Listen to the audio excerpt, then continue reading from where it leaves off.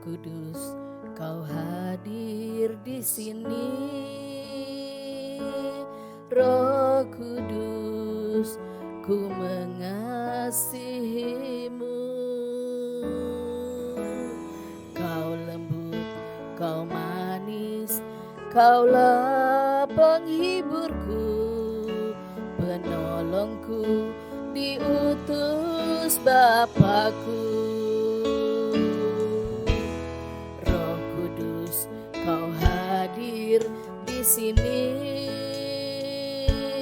Roh Kudus, ku mengasihimu. Kau lembut, Kau manis, Kaulah penghiburku, penolongku, diutus Bapakku. Ku buka hati untuk Roh-Mu Tuhan.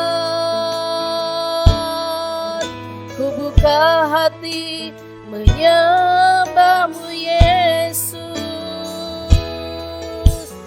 Jamahlah kami, penuhi kami dengan kuasa Allah Maha Tinggi. Ku buka hati untuk Roh-Mu Tuhan.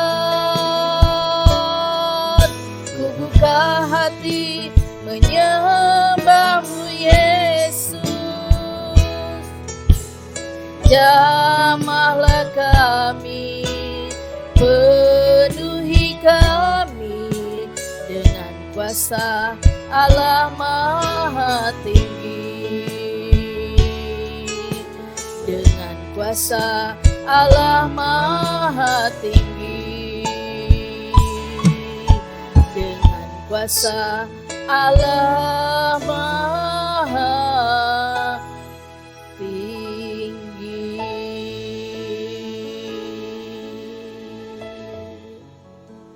Haleluya.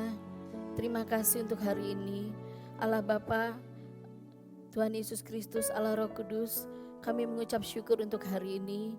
Kami mengucap syukur untuk hari ini kami boleh kembali menghadap kehadirat-Mu. Kami mengucap syukur untuk hari ini kami boleh kembali diizinkan untuk beribadah kepada Engkau. Terima kasih untuk masih ada kesempatan ini Allah Roh Kudus. Terima kasih, kami bersyukur untuk hari-hari ke depan ini Tuhan, yang kami yakin dan percaya di dalam Engkau selalu ada kesempatan, selalu ada yang baik. Terima kasih untuk hari ini, Hari Raya Pentakosta, yang Kau masih izinkan untuk kami boleh beribadah. Di dalam nama Tuhan Yesus, kami yang mau memulai ibadah kami. Allah Roh Kudus, Kau mengurapi setiap kami, baik kami yang menyampaikan firman maupun yang mendengarkan, kami sama-sama diberkati oleh Engkau. Dalam nama Tuhan Yesus kami sudah berdoa dan mengucap syukur. Haleluya. Amin. Shalom saudara terkasih dalam Kristus Tuhan yang saat ini sedang mendengarkan ibadah online bersama GB House of Bread Pamulang. Apa kabar saudara? Saya percaya keadaan saudara pasti baik-baik. Keadaan saudara pasti diberkati oleh Tuhan. Keadaan saudara pasti dipenuhi dengan kasih karunia Tuhan. Amin. Kami percaya dimanapun saudara sekarang sedang menikmati siaran ini, dan kami percaya Roh Kudus ada di antara kita, Roh Kudus yang mengurapi kita, Roh Kudus yang menolong kita, sehingga apa yang kita dengar hari ini sungguh-sungguh itu berasal daripada Roh Kudus. Saudara, hari ini adalah Hari Raya Pentakosta, hari ke-50 setelah Hari Raya Paskah dan hari ke-10 setelah kenaikan Tuhan Yesus ke surga. 2000 tahun yang lalu, tepat di Hari Raya Pentakosta, Roh Kudus dicurahkan untuk pertama kalinya di loteng atas. Kisah Para Rasul 2 ayat 1-4. Firmannya nanti saudara bisa baca. Kisah Para Rasul 2 ayat 1-4 disebut Pentakosta pertama saat Roh Kudus pertama kali dicurahkan di loteng atas. Saudara, setelah murid-murid menerima Roh Kudus, pelayanan mereka menjadi sangat powerful. Pelayanan mereka menjadi sangat powerful setelah Roh Kudus dicurahkan kepada mereka, pada murid-murid. Hal tersebut kita kenal dengan peristiwa Pentakosta yang pertama. Kemudian setelah itu, kita mengenal ada era Pentakosta yang kedua. Terjadi di Azusa Street sekitar tahun 1900-an. Pentakosta yang kedua ini menyebabkan terjadinya pertobatan jiwa yang besar. Saudara, saat-saat sekarang ini kita sedang berada di era Pentakosta ketiga. Tema firman Tuhan hari ini adalah dampak pencurahan Roh Kudus di era Pentakosta ketiga. Saudara, gembala pembina kita bilang, hari ini adalah waktu-waktu pencurahan Roh Kudus yang terakhir, terbesar sebelum kedatangan Tuhan Yesus yang kedua. Hari Pentakosta ketiga, era Pentakosta ketiga adalah era pencurahan Roh Kudus, era pencurahan Roh Kudus yang terbesar sebelum Tuhan Yesus datang kembali untuk kedua kalinya. Yoel 2 ayat 28 dan 29 berkata seperti ini. Kemudian daripada itu akan terjadi bahwa aku akan mencurahkan rohku ke atas semua manusia. Maka anak-anakmu laki-laki dan perempuan akan bernubuat, orang-orangmu yang tua akan mendapat mimpi, teruna-terunamu akan mendapat penglihatan-penglihatan. Juga ke atas hamba-hambamu laki-laki dan perempuan akan kucurahkan rohku pada hari-hari itu. Judul perikopnya adalah Hari Tuhan. Saudara, di hari Tuhan, di hari-hari terakhir ini, Tuhan berjanji bahwa Dia akan mencurahkan rohnya ke atas semua manusia. Sekarang ini kita ada di era ini, ada di era Pentakosta ketiga. Apa dampak dari Pentakosta ketiga itu? Atau apa dampak dari pencurahan Roh Kudus yang terbesar di era Pentakosta yang ketiga ini? Ada dua dampak yang akan kita pelajari pada hari ini. Yang pertama adalah dampaknya bagi dunia secara keseluruhan. Tadi di Yoel 2 ayat 28 dan 29 dikatakan bahwa Roh Kudus dicurahkan kepada semua manusia dan itu berarti akan terjadi pertobatan jiwa-jiwa yang sangat besar, terjadi penuaian jiwa yang sangat besar. Roma 14 ayat 11 berkata, karena ada tertulis demi aku hidup, demikianlah firman Tuhan, semua orang akan bertekuk lutut di hadapanku dan semua orang akan memuliakan Allah. Yesaya 45 ayat 23 berkata, demi aku sendiri, aku telah bersumpah, dari mulutku telah keluar kebenaran, suatu firman yang tidak dapat ditarik kembali, dan semua orang akan bertekuk lutut di hadapanku dan akan bersumpah setia dalam segala bahasa. Saudara, kita sekarang ada di dalam situasi yang dikatakan orang situasi pandemi. Situasi yang secara tiba-tiba membuat segala sesuatu berubah dengan cepat, dengan sekejap. Ada apa sebetulnya ini? Ada banyak pendapat tentang terjadinya kejadian ini. Ada yang berkata begini, ada yang berkata begitu. Namun sebagai orang percaya yang punya Roh Kudus, kita aminkan bahwa firman Tuhan di dalam Roma 14 ayat 11 sedang digenapi. Dalam situasi seperti sekarang ini, kita harus lebih banyak percaya kepada firman Tuhan. Dunia sedang menuju kepada era yang dikatakan new normal, akan ada sesuatu perubahan. Tatanan kehidupan yang baru, seperti apa ke depannya? Kita semua belum ada yang tahu. Tatanan kehidupan yang baru, era new normal, itu yang dunia katakan. Di era pandemi ini, dunia berkata bahwa akan ada satu tatanan kehidupan yang baru. Akan ada suatu era new normal. Saudara, namun sebelum itu terjadi, sebelum semuanya ini terjadi, gembala pembina kita sudah lebih dulu mengatakan, di awal tahun 2020 gembala pembina kita bilang bahwa tahun 2020 adalah the year of a new dimension. Tahun dimensi yang baru. Saudara, saya mencari dimensi dikatakan adalah merupakan satu ukuran. Saudara, saya mencari arti dari dimensi ini. Saya coba-coba buka Google dan saya menemukan tentang sesuatu dimensi yang baru. Di situ ada dikatakan ada dimensi waktu. Dimensi waktu itu artinya kapan terjadinya sesuatu peristiwa, Kapan terjadinya sesuatu peristiwa? Saudara-saudara, sebelum dunia mengatakan akan ada era new normal, sebelum dunia mengatakan akan ada tatanan kehidupan yang baru, kita anak-anak Tuhan melalui gembala pembina kita sudah diingatkan akan ada satu dimensi yang baru, akan ada satu tatanan kehidupan yang baru. Itu sudah dikatakan oleh gembala pembina kita. Jadi kita mengerti mengapa keadaan secara tiba-tiba sekarang melalui peristiwa COVID-19 ini boleh terjadi. Kepada kita sudah diingatkan terlebih dahulu akan ada suatu dimensi yang baru. Percaya saja sama Tuhan, saudara. Amos 3 ayat 7 berkata, sungguh Tuhan Allah tidak akan berbuat sesuatu tanpa menyatakan keputusannya kepada hamba-hambanya para nabi. Kita berbahagia, kita mengucap syukur sebelum dunia mengatakan bahwa akan ada satu tatanan yang baru, kita terlebih dahulu sudah diingatkan melalui gembala pembina kita tahun 2020 akan ada suatu dimensi yang baru, satu sejarah yang baru akan terjadi dimulai di tahun 2020 ini. Saudara, dunia boleh mereka-rekakan kejahatan, tapi Tuhan akan membalikannya menjadi sesuatu kebaikan. Haleluya, amin. Kalau Pak Jokowi bilang berdamai dengan COVID-19, tapi Pak Niko bilang, hai COVID-19 diam, tenanglah. Itu yang dikatakan Tuhan, hai COVID-19 diam dan tenanglah.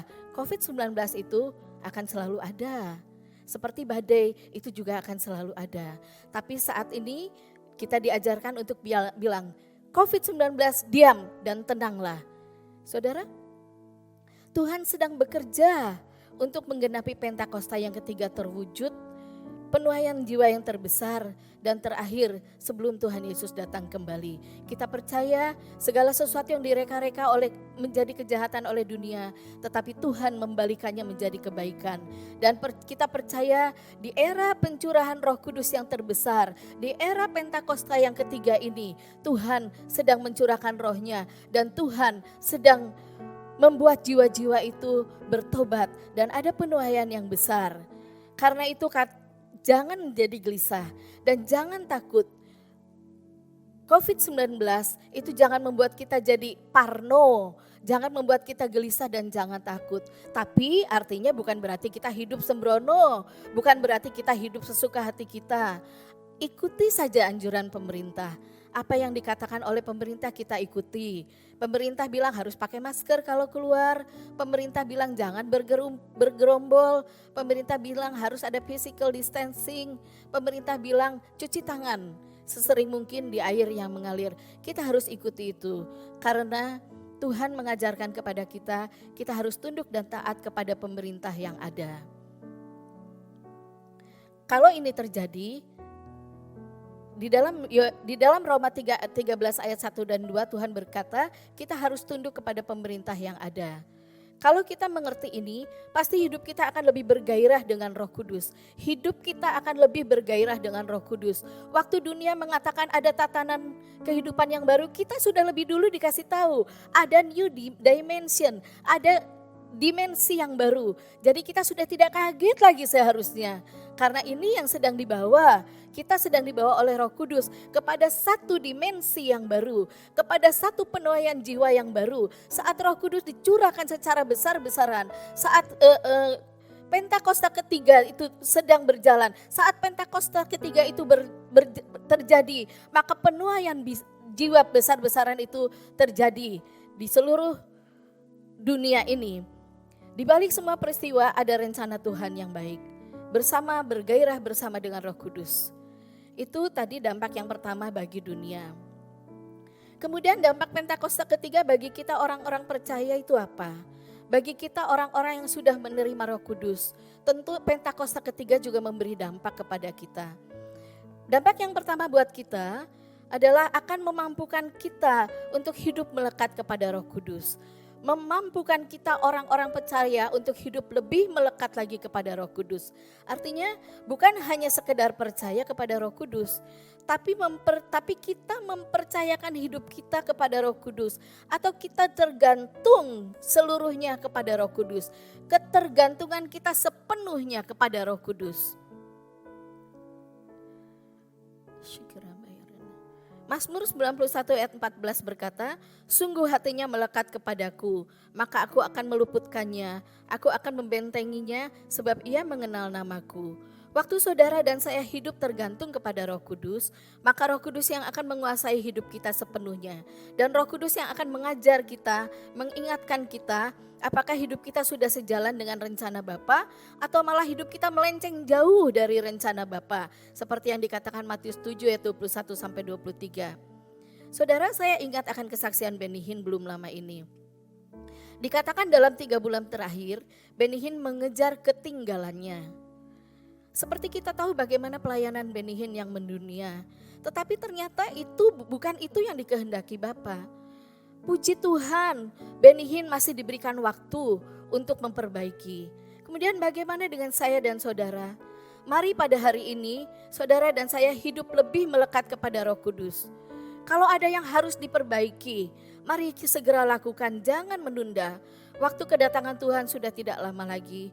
Ayo segera lakukan apa yang Roh Kudus ingatkan. Perbaiki hubungan kita dengan Roh Kudus dan kejar ketinggalan kita selagi masih ada waktu. Saudara tentu ingat tentang kisah 5 gadis bijaksana dan 5 gadis bodoh. Saya sangat percaya 5 gadis bijaksana adalah gambaran orang-orang yang hidup melekat kepada Roh Kudus, bergantung sepenuhnya kepada Roh Kudus. Saudara dan saya diajarkan untuk memperkatakan Mazmur 91 setiap hari. Saya memperkatakan Mazmur 91 2 kali sehari. Yang pertama saya memperkatakannya pada saat saya saat teduh pagi sebelum memulai aktivitas saya. Kemudian yang kedua saya memperkatakan Mazmur 91 waktu saya mengakhiri aktivitas saya, waktu saya mau tidur malam. Saya percaya, saya mengamini Mazmur 91 menjadi milik saya. Dan saya melalui Mazmur 91 hidup melekat kepada Tuhan. Seperti 5 gadis bijaksana. Kalau dunia mengalami tatanan kehidupan yang baru, terlebih ke hal kerohanian kita saudara, saya dan saudara harus masuk ke dalam dimensi yang baru. Dimensinya Roh Kudus, hidup melekat sama Roh Kudus. Amin saudara. Dampak yang kedua, untuk kita orang-orang percaya, dampak yang kedua era Pentakosta ketiga ini adalah memampukan saudara dan saya untuk menyelesaikan apa yang ditugaskan kepada kita.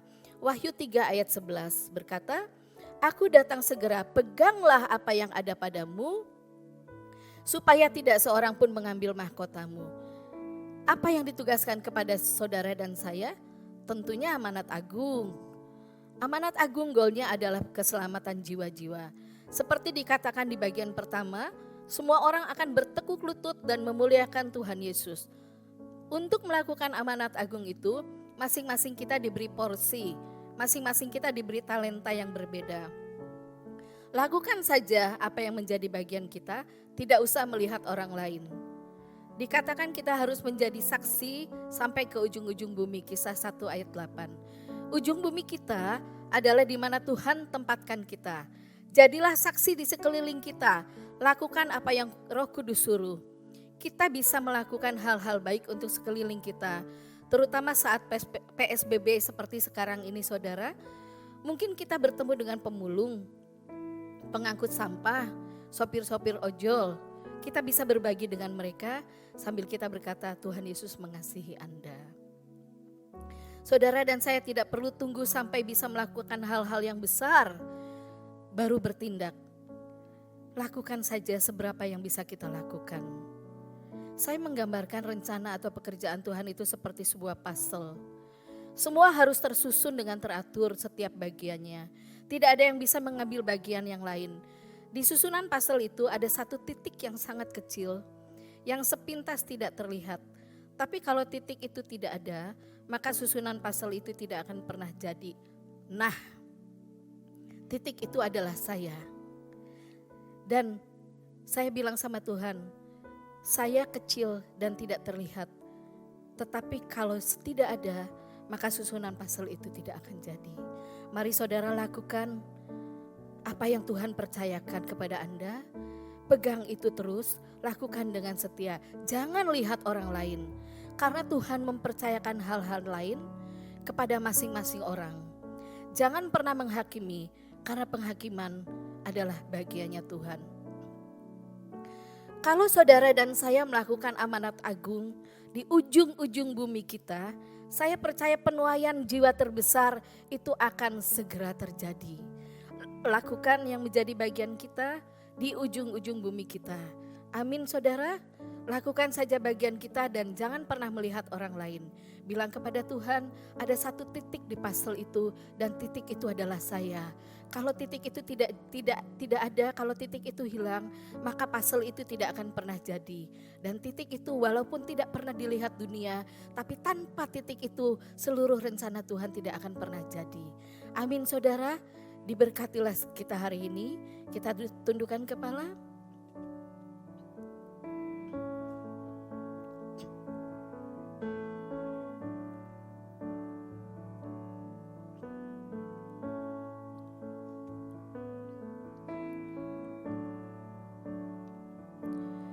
Holy Spirit rain down. Holy Spirit rain down. Rain down. Rain on us.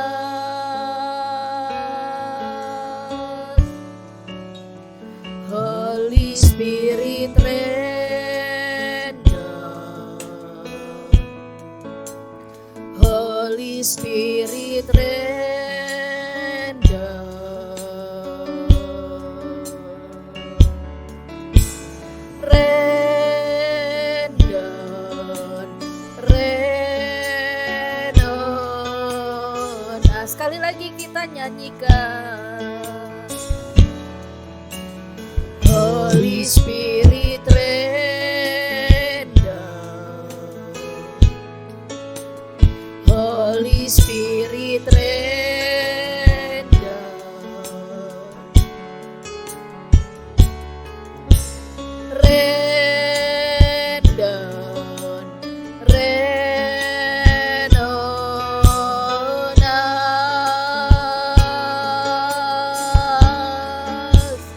Holy Spirit rain down. Holy Spirit rain down. Rain down. Rain on us. Saudara, firman Tuhan tadi berkata bahwa hari-hari ini, di hari-hari terakhir ini, Tuhan sedang mencurahkan rohnya ke atas semua manusia. Gembala pembina bilang, hari-hari terakhir ini adalah hari Pentakosta ketiga, di mana roh Tuhan sedang dicurahkan secara besar-besaran. Roh Kudus sedang dicurahkan secara besar-besaran. Dan Gembala pembina mengatakan bahwa akan terjadi penuaian jiwa yang besar, seperti yang belum pernah terjadi dan tidak akan pernah terjadi kembali. Kita sedang ada di era ini. Kita sedang ada di era Pentakosta yang ketiga. Kita sedang ada di era pencurahan Roh Kudus yang terbesar. Mari saudara, bukan cuma untuk dunia, tetapi kita yang sudah mengenal Tuhan, kita yang sudah mengenal Roh Kudus, seperti tadi firman dikatakan, mari kita melekat kepada Roh Kudus. Mari kita melekat dan kita kembali kepada keintiman kita yang mula-mula dengan Roh Kudus. Kalau Roh Kudus ingatkan kepada saudara, apa yang harus dilakukan, segera lakukan. Jangan menunda-nunda waktu, karena kedatangan Tuhan Yesus tidak akan lama lagi. Saudara ingat, ini adalah hari-hari terakhir. Dan seperti yang Roh Kudus inginkan untuk kita melekat kepada Dia. Lakukan apa yang Roh Kudus inginkan. Jangan kita melenceng jauh dari Tuhan sampai akhirnya nanti kita ditolak oleh Tuhan. Saat ini saudara, mari nyatakan kepada Roh Kudus, ini aku Tuhan, ini aku Roh Kudus, tolong aku hari ini. Kami telah mendengar firman-Mu, kami telah mendengar firman-Mu. Engkau menginginkan kami untuk melekat kepadamu Roh Kudus. Engkau menginginkan kami kembali kepadamu. Tolong setiap kami meresponi firman-Mu pada hari ini. Ini kami Roh Kudus, pegang setiap tangan kami. Kami perlu Engkau, jangan lepaskan kami. Mari saudara, mari saudara, mari saudara responi. Roh Kudus sedang mau menjamah saudara. Roh Kudus sedang mau menjamah saya dan saudara. Roh Kudus sedang mencurahkannya, roh untuk saya dan saudara. Responi, responi, responi, angkat tanganmu. Engkau yang perlu pertolongan Roh Kudus. Engkau yang perlu pertolongan Roh Kudus hari ini. Angkat tanganmu, bilang, ini aku Roh Kudus, aku perlu Engkau. Aku perlu jamahanmu, aku perlu urapanmu, aku perlu Engkau Tuhan. Haleluya. Roh Kudus melihat setiap kami. Roh Kudus menolong setiap kami. Sehingga dari kami Tuhan tidak ada yang gagal. Dari kami Tuhan tidak ada yang gugur. Kami mau Tuhan meresponi Engkau. Kami mau Tuhan kembali melekat kepadamu. Seperti 5 gadis bijaksana itu yang menanti-nantikan kedatangan-Mu Tuhan. Haleluya. Haleluya. Haleluya. Haleluya.